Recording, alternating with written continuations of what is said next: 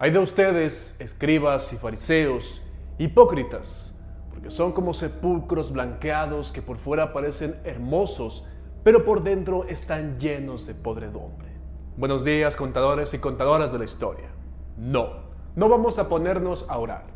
Más bien pondremos el dedo en la llaga. Y es que durante siglos, instituciones que predican la salvación han escondido sus propios pecados. Mientras algunos buscan a Dios, otros encuentran poder. Y con ese poder manipulan y abusan y destruyen vidas. Líderes religiosos que se presentan como guías, pero que usan la fe para someter y enriquecerse. Iglesias que predican el amor, pero encubren abusos. Sectas que prometen la verdad, pero solo buscan control. Hoy, en la historia que no te cuentan, hablaremos de la cara oscura de la religión, líderes que engañan, iglesias que encubren y víctimas silenciadas por miedo a cuestionar lo incuestionable.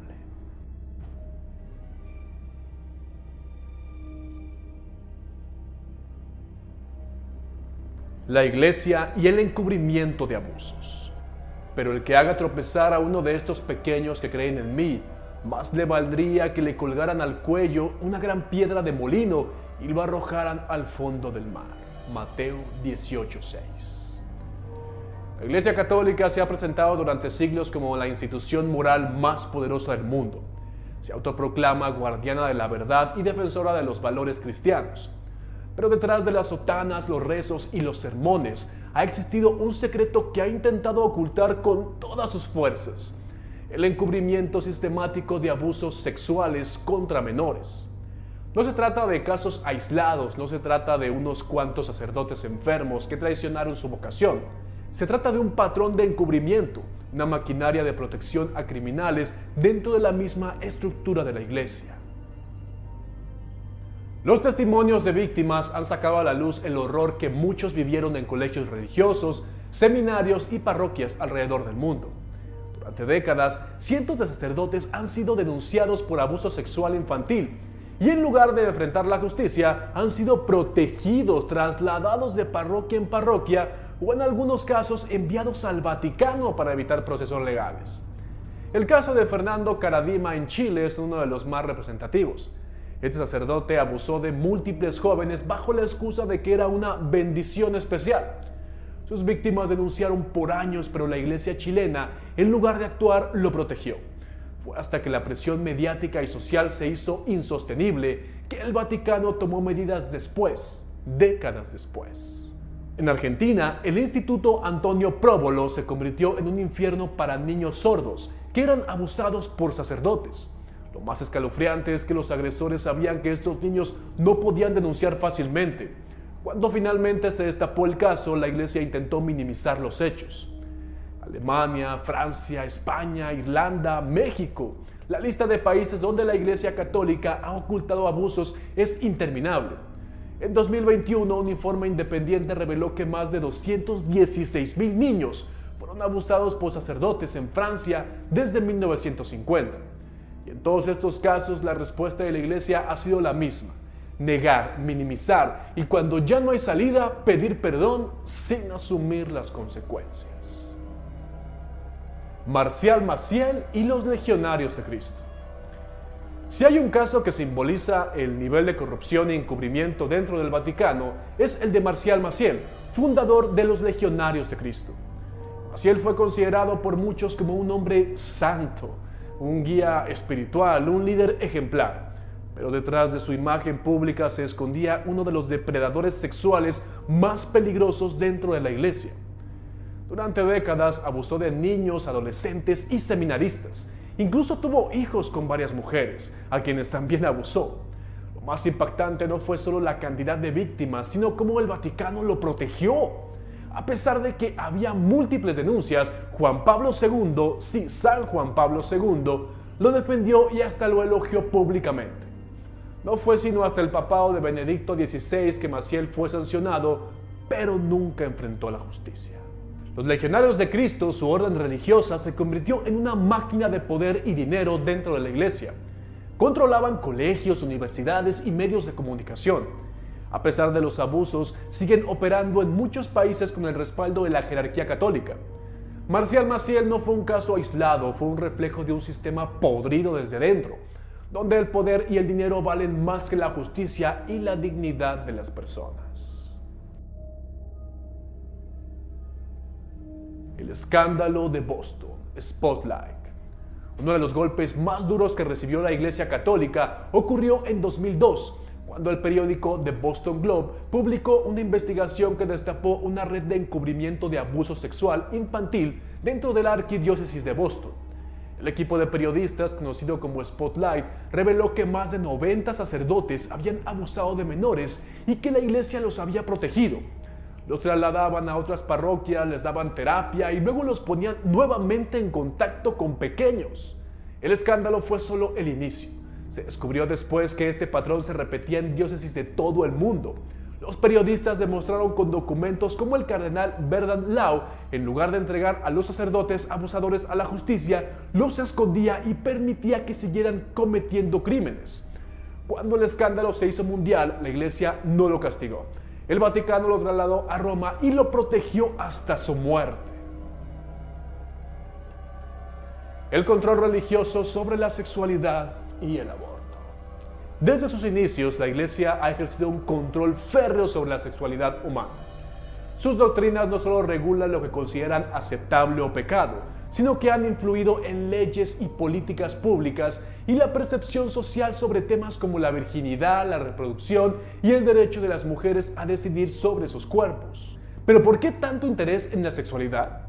Porque el control de la sexualidad es una de las formas más efectivas de someter a las personas.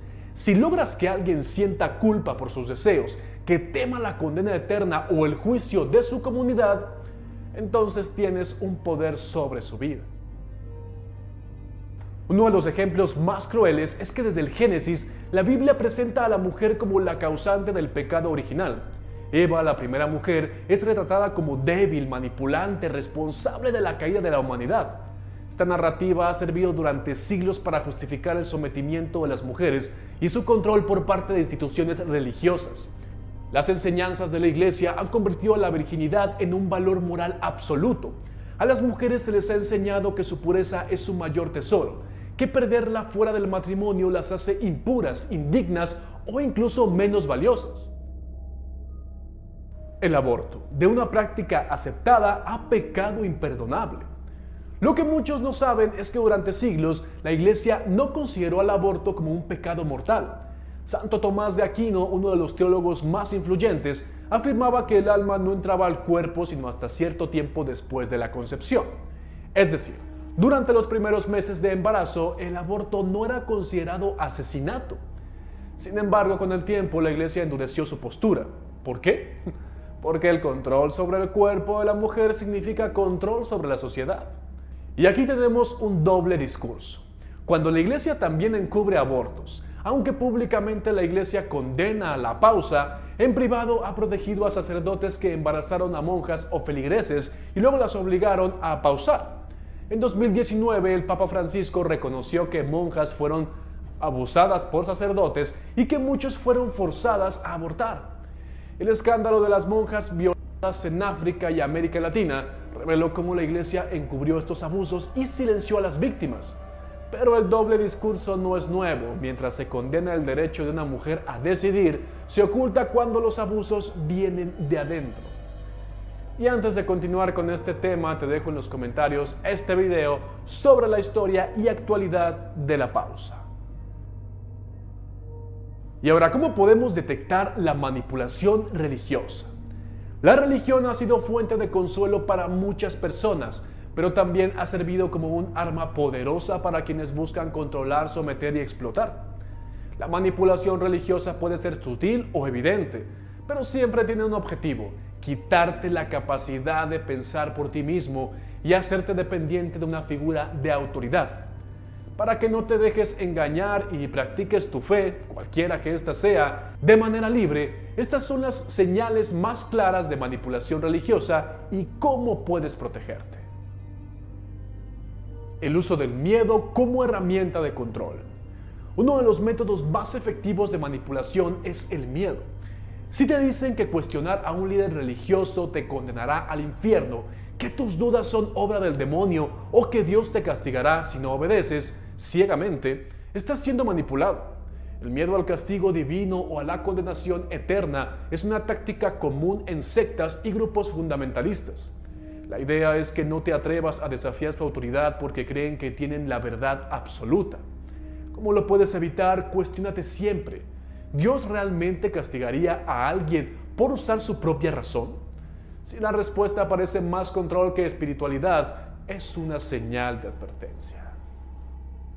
La obediencia ciega a un líder elegido por Dios. Muchos manipuladores religiosos se presentan como los únicos con la capacidad de interpretar la voluntad divina. Te dirán que solo ellos pueden guiarte al camino correcto y que cualquier desacuerdo con ellos es una falta de fe. Estos líderes buscan convertir a sus seguidores en personas sumisas que no cuestionen nada. Exigen lealtad incondicional y pueden llegar a prohibirte hablar con personas externas que podrían abrirte los ojos. ¿Cómo evitarlas? Dios, si existe, no necesitaría intermediarios que se autoproclaman sus representantes. Ninguna persona debe tener autoridad absoluta sobre tu vida. Exigir sacrificios extremos en nombre de la fe. La manipulación religiosa muchas veces se esconde detrás de pruebas de fe. Te piden que hagas sacrificios que benefician al líder o a la institución, no a ti. Donaciones excesivas. Te exigen que des dinero constantemente con la promesa de que Dios te bendecirá. Aislamiento social. Te dicen que las personas fuera de su grupo son impuras o peligrosas. Una obediencia total. Te piden que abandones tus deseos, metas o incluso a tu familia en nombre de la fe. La espiritualidad no debe ser una carga ni un sacrificio. Si una religión te exige más de lo que te da, probablemente no se trate de fe, sino de explotación. La culpa como mecanismo de manipulación. Si constantemente te hacen sentir que no eres lo suficientemente bueno, que eres indigno, pecador o que Dios nunca te aceptará a menos que hagas exactamente lo que te dicen, entonces te están manipulando. Las religiones que usan la culpa buscan mantener a sus seguidores en un estado de sumisión y dependencia. Si te hacen sentir roto, entonces siempre necesitarás que ellos te salven. ¿Cómo evitarlos? Una religión sana debería enseñarte a crecer y mejorar, no a sentirte miserable. Dios no debería ser un juez que te condena, sino una guía que te ayuda a encontrar la paz. El control sobre tu sexualidad y relaciones personales. Las religiones manipuladoras buscan control cómo amas, a quién amas y cómo expresar tu sexualidad. Te dicen que tener deseos es pecado, aunque sean naturales. Te obligan a reprimir tu identidad si no encaja con sus normas. Te hacen creer que la virginidad es un valor supremo.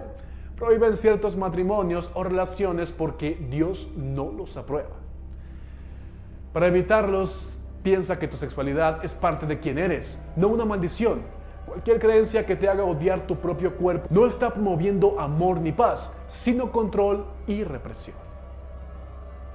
Promesas falsas y milagros a cambio de obediencia. Algunas sectas y grupos religiosos manipulan a sus seguidores con falsas promesas de milagros.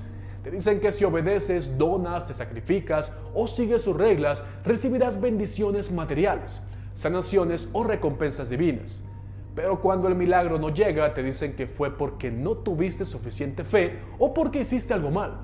Así te mantienen atrapados en un ciclo de culpa y esperanza falsa. ¿Cómo evitarlos? Nadie puede garantizar milagros. Si una religión te vende soluciones mágicas a cambio de sumisión o dinero, es un fraude disfrazado de espiritualidad. A lo largo de la historia, la religión ha sido un refugio para muchos, pero también un arma de manipulación para otros. Lo que debería ser un camino de paz, amor y crecimiento, en demasiadas ocasiones se ha convertido en una red de control basada en el miedo, la culpa y la obediencia ciega. El problema no es la fe, sino quienes la usan para su beneficio. No es la espiritualidad la que esclaviza, sino los falsos profetas que se autoproclaman dueños de la verdad. Si algo nos ha enseñado la historia es que el poder corrompe, y cuando ese poder se disfraza de divinidad se vuelve aún más peligroso. Las palabras de ese tal Jesús fueron claras cuando denunció a los falsos líderes religiosos de su época. Ay de ustedes, escribas y fariseos hipócritas, porque cierran la puerta del reino de los cielos a los demás, ustedes mismos no entran ni dejan entrar a los que intentan hacerlo. Yo soy Fernando Magaña y si has llegado hasta aquí y todavía no me odias, deja tu like, suscríbete si no lo has hecho, que tal vez aquí nos veamos en la próxima.